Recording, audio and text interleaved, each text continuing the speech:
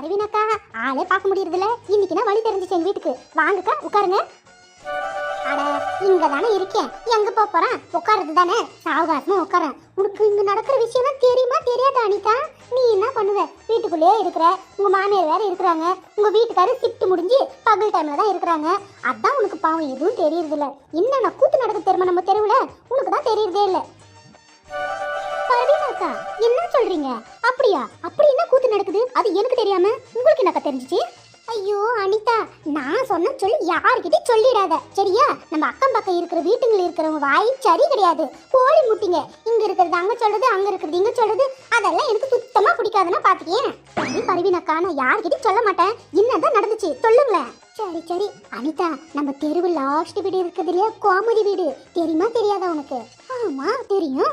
அவன் புருஷன் எவ்வளவோ வச்சுக்கிட்டு இருக்கிறானாமா, போன்ல பேசிக்கிட்டு இருக்கிறதே இவ காது கொடுத்து கேட்டுட்டு இருக்கிறா. ஒரே சண்டை அவங்க வீட்டுல, தெரியுமா? என்ன பரவீனாக்கா சொல்றீங்க? உண்மையாவா? அவங்க வீட்டுக்காரா?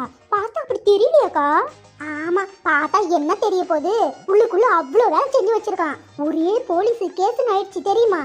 அப்படியாக்கா? எனக்கு தெரியவே செய்யாது. ஆமா, உனக்கு என்னதான் தெரியுது? எனக்கு எதுக்கு ஊர் வம்பு? குழம்பு என்ன செஞ்சேன்னு கேட்டுட்டு போலாம் தான் வந்தேன். அக்கம் பக்கம் கதை பேசிட்டு இருந்தா எனக்கு சுத்தமா பிடிக்காது. நான் போயிட்டு வரேன். குழம்பு இருந்தா கொஞ்சம் குடு, இல்லைன்னா பரவாயில்ல, நான் இன்னொரு நாளைக்கு வரேன்.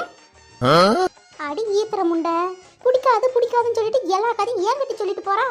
சரியானவதா இவ.